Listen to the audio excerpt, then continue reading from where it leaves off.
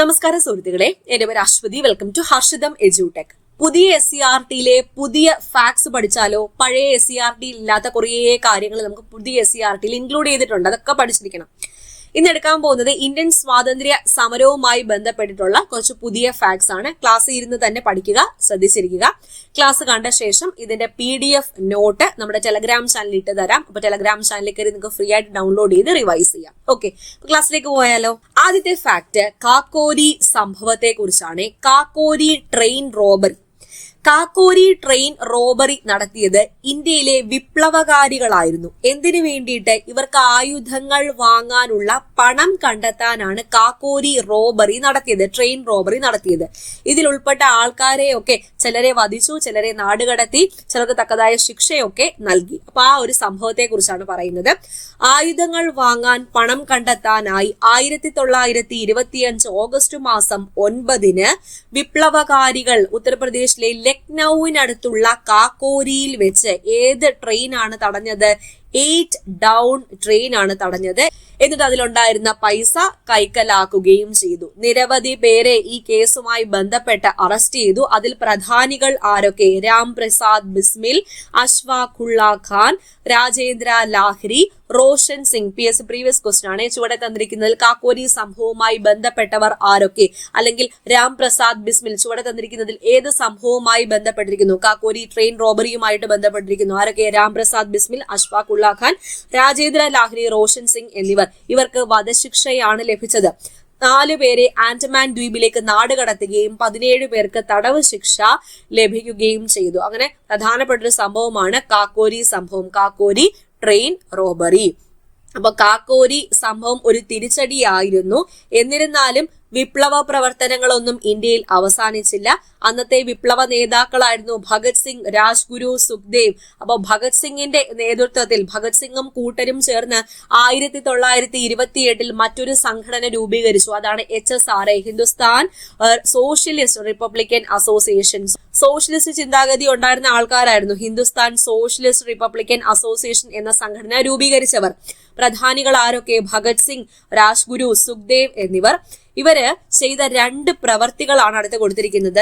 നേരത്തെ സൈമൺ, കഴിഞ്ഞ ക്ലാസ്സിൽ പറഞ്ഞിട്ടുണ്ടായിരുന്നു, സൈമൺ ഗോ ബാക്ക്, സൈമൺ വിരുദ്ധ പ്രതിഷേധത്തിനിടെ ലാത്തി ചാർജടി ഏറ്റ് മരണപ്പെട്ട ഇന്ത്യൻ സ്വാതന്ത്ര്യ സമര സേനാനിയാണ് ലാലാ ലജ്പത് റായ്. അപ്പൊ ഈ ലാലാ ലജ്പത് റായിയുടെ മരണത്തിലേക്ക് നയിച്ച ലാത്തി ചാർജിൽ പങ്കാളിയായ സാൻഡേഴ്സൺ എന്ന പോലീസ് ഉദ്യോഗസ്ഥനെ ഈ ഭഗത് സിംഗും കൂട്ടരും ചേർന്ന് വെടിവെച്ചു കൊന്നു. കൂടാതെ കേന്ദ്ര നിയമനിർമ്മാണ സഭയിലേക്ക്, ലെജിസ്ലേറ്റീവ് അസംബ്ലിയിലേക്ക് ബോംബ് എറിഞ്ഞു. ഇതിനെ തുടർന്ന് പോലീസ് വെറുതെ ഇരുന്നില്ല. പോലീസ് ഇവരെ, ഈ 3 പേരെയും, ഭഗത് സിംഗിനെയും രാജ്ഗുരുവിനെയും സുഖ്ദേവിനെയും പിടിക്കുകയും അവരെ വിവിധ കേസുകളിലെ വിചാരണയ്ക്ക് ശേഷം 1931 മാർച്ച് മാസം 23 തൂക്കിലേറ്റുകയും ചെയ്തു. ആ ഡേറ്റ് ഇമ്പോർട്ടന്റ് ആണ്, പ്രീവിയസ് ക്വസ്റ്റ്യൻ ആണ്. ഭഗത് സിംഗ്, രാജ്ഗുരു, സുഖ്ദേവ് എന്നിവരെ തൂക്കിലേറ്റിയ ഡേറ്റ് എന്ന് 1931 മാർച്ച് മാസം 23, 1931 മാർച്ച് മാസം 23.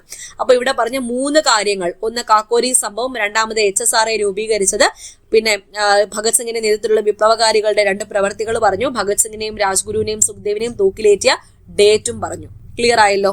അടുത്തയിലേക്ക് പോകാം. കമലാദേവി ചതോപാധ്യായ കേട്ടിട്ടുണ്ടോ? പഴയ SCERT-യിൽ ഇല്ലാത്ത ഫാക്ട് ആണ്. കമലാദേവി ചതോപാധ്യായ CSP രൂപീകരിച്ചത് ആരുടെ നേതൃത്വത്തിലാണ്? CSP എന്നാൽ കോൺഗ്രസ് സോഷ്യലിസ്റ്റ് പാർട്ടി. ജയപ്രകാശ് നാരായൺ അടക്കമുള്ള നേതാക്കളുടെ നേതൃത്വത്തിൽ രൂപീകരിച്ച പാർട്ടിയാണ് കോൺഗ്രസ് സോഷ്യലിസ്റ്റ് പാർട്ടി. 1934 ഈ ഒരു സംഘടന രൂപീകരിച്ചത്. അതിന്റെ പ്രവർത്തനങ്ങളിൽ പങ്കെടുത്തവരിൽ പ്രധാനിയായിരുന്നു കമലാദേവി ചതോപാധ്യായ. ക്വിറ്റ് ഇന്ത്യ സമരകാലത്തും സിവിൽ നിയമലംഘന പ്രസ്ഥാന സമരകാലത്തും ഒക്കെ അറസ്റ്റിലായി ജയിലിൽ കഴിയേണ്ടി വന്ന വ്യക്തി കൂടിയാണ് കമലാദേവി ചതോപാധ്യായ.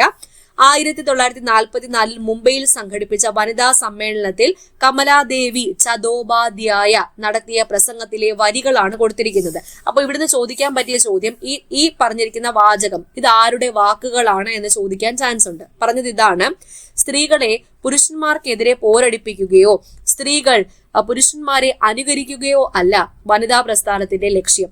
സ്വന്തം കഴിവുകളെക്കുറിച്ചും ചുമതലകളെക്കുറിച്ചും വനിതകളിൽ അവബോധം സൃഷ്ടിക്കുക, മറ്റ് ലിംഗവിഭാഗത്തിൽപ്പെട്ടവരോട് ആദരവ് ഉണ്ടാക്കിയെടുക്കുക എന്നിവയാണ് ഏതിന്റെ ലക്ഷ്യം? ഈ വനിതാ സമ്മേളനത്തിന്റെ ലക്ഷ്യം എന്നാണ് ആര് പറഞ്ഞത്?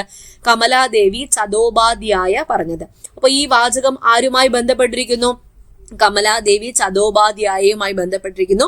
ഈ ഒരു ഫാക്ട് എടുത്തിരിക്കുന്നത് മേക്കേഴ്സ് ഓഫ് മോഡേൺ ഇന്ത്യ എന്ന രാമചന്ദ്ര ഗുഹയുടെ പുസ്തകത്തിൽ നിന്നാണ്. മേക്കേഴ്സ് ഓഫ് മോഡേൺ ഇന്ത്യ എന്ന പുസ്തകത്തിന്റെ രചയിതാവ് രാമചന്ദ്ര ഗുഹ.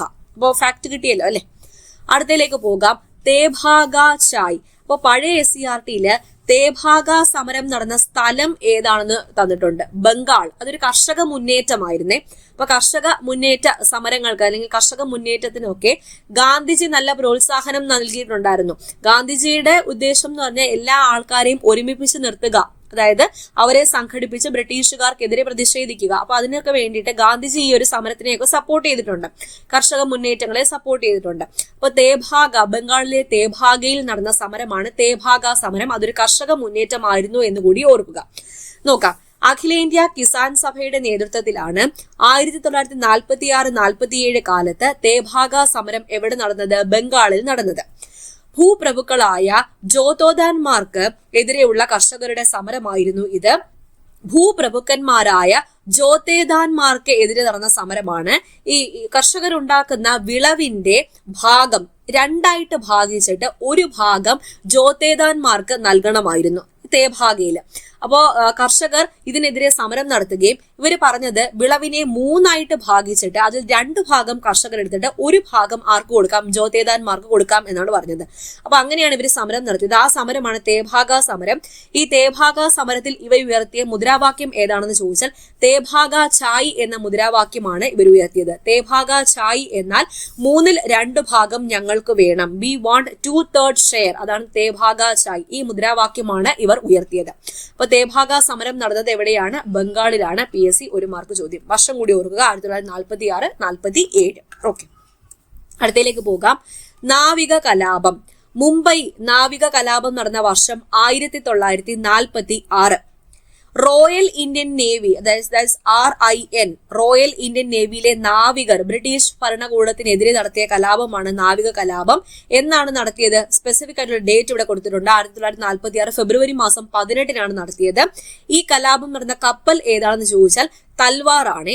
മുംബൈയിലെ തൽവാർ എന്ന കപ്പലിൽ ആരംഭിച്ച കലാപം. ഈ കലാപം നാവിക കലാപം എന്ന പേരിൽ മാത്രമല്ല RIN കലാപം എന്ന പേരിൽ കൂടി അറിയപ്പെടുന്നു.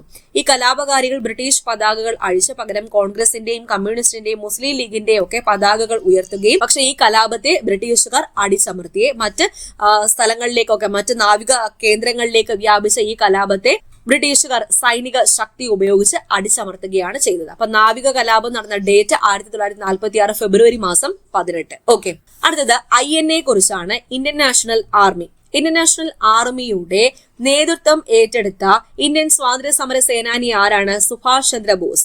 ഇന്ത്യൻ നാഷണൽ ആർമിയുടെ വനിതാ വിഭാഗത്തിന്റെ നേതൃത്വം ഏറ്റെടുത്തത് മലയാളിയായ വനിതയാണ് ക്യാപ്റ്റൻ ലക്ഷ്മി സൈഗാൾ.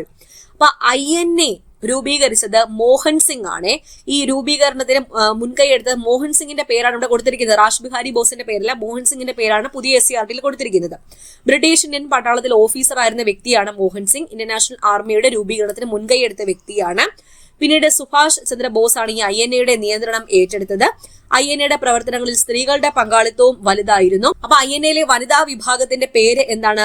റാണി ഝാൻസി റെജിമെന്റ്. ഇതിന് നേതൃത്വം നൽകിയത് മലയാളിയായ വനിതയാണ്. ക്യാപ്റ്റൻ ലക്ഷ്മി സൈഗാൾ ആണ് നേതൃത്വം നൽകിയത്. മറ്റൊരു മലയാളി കൂടി INAയിൽ അംഗമായിരുന്നു, വക്കം അബ്ദുൾ ഖാദർ. നോട്ട് മൗലവി. വക്കം അബ്ദുൾ ഖാദർ മൗലവിയല്ല, ഇത് വേറൊരു വ്യക്തിയാണ്, ഒരു ചെറുപ്പക്കാരനാണ് വക്കം അബ്ദുൾ ഖാദർ. അദ്ദേഹത്തെ ബ്രിട്ടീഷുകാർ പിടിച്ച് തൂക്കിലേറ്റുകയും ചെയ്തു. അത് പഴയ SCERTയിൽ കൊടുത്തിട്ടുണ്ട്, PSC ചോദിച്ചിട്ടുണ്ട്.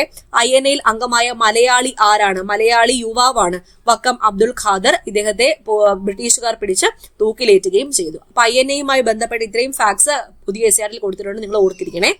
ഓക്കെ, അപ്പൊ ഇത്രയും ഫാക്ട്സ് ആണ് ഇന്ന് ഡിസ്കസ് ചെയ്തത്. മനസ്സിലായെന്ന് വിചാരിക്കുന്നു. ക്ലാസ് ഇരുന്ന് തന്നെ പഠിച്ചിട്ട് പോയി എന്ന് വിചാരിക്കുന്നു. അപ്പൊ നമ്മുടെ ഹർഷിതം എഡ്യൂടെക് ആപ്പിൽ പുതിയ കോഴ്സുകളൊക്കെ സ്റ്റാർട്ട് ചെയ്തിട്ടുണ്ട്. അഡ്മിഷൻ ഓപ്പൺ ആണ്. ഡിസംബർ 15 വിളിക്കാനിരിക്കുന്ന നോട്ടിഫിക്കേഷൻ, പുതിയ നോട്ടിഫിക്കേഷൻ വരാനിരിക്കുന്ന VFA, അതുപോലെ CEO, CPO, WCPO, ഫയർമാൻ പുതിയ ബാച്ചിലേക്ക് അഡ്മിഷൻ സ്റ്റാർട്ട് ചെയ്തിട്ടുണ്ട്. അഡ്മിഷൻ ഫിൽ ആവുന്ന മുറയ്ക്ക് പിറ്റേന്ന് തന്നെ നമ്മൾ ക്ലാസ്സും തുടങ്ങുന്നതായിരിക്കും. അപ്പോൾ എത്രയും വേഗം തന്നെ നിങ്ങളുടെ സീറ്റ് കയറി ഉറപ്പിച്ചോളാം. അപ്പോൾ ലിമിറ്റഡ് സീറ്റ്സ് മാത്രമേ ഉള്ളൂ, നമ്മൾ ഒരുപാട് പേരെയൊന്നും എടുക്കത്തില്ല, ലിമിറ്റഡ് സീറ്റ്സ് മാത്രമേ ഉള്ളൂ. അതുകൊണ്ട് നിങ്ങളുടെ സീറ്റ് ഇന്ന് തന്നെ ഉറപ്പിക്കുക. ഹർഷിതം എഡ്യൂടെക് ആപ്പിലാണ് ക്ലാസ്സുകളെല്ലാം വരുന്നത്. ഡിഗ്രി ബാച്ചും അതുപോലെ 10th ലെവലും 12th ലെവലും കമ്പനി LGSും എല്ലാം ഉണ്ട്. എല്ലാം അഫോർഡബിൾ ആയിട്ടുള്ള ഫീസേ ഉള്ളൂ കേട്ടോ. ഇൻസ്റ്റാൾമെന്റ് ആയിട്ട് നിങ്ങൾക്ക് ഫീസ് 2 ഇൻസ്റ്റാൾമെന്റ് ആയിട്ട് ഫീസ് അടയ്ക്കാനും പറ്റും. അപ്പോൾ ആപ്പ് ഡൗൺലോഡ് ചെയ്യാൻ ലിങ്ക് ഞാൻ ഫസ്റ്റ് കമന്റിൽ കൊടുത്തേക്കാം. പിന്നെ ഡിസ്ക്രിപ്ഷൻ ബോക്സിലും ഉണ്ടായിരിക്കും. അതുപോലെ പ്ലേ സ്റ്റോറിൽ ഹർഷിതം എഡ്യൂടെക് എന്ന് സെർച്ച് ചെയ്താലും നമ്മുടെ ആപ്പ് നിങ്ങൾക്ക് കിട്ടുന്നതായിരിക്കും. അപ്പോൾ ക്ലാസ് മനസ്സിലായല്ലോ. അടുത്ത ക്ലാസ്സിൽ വീണ്ടും കാണാം. താങ്ക്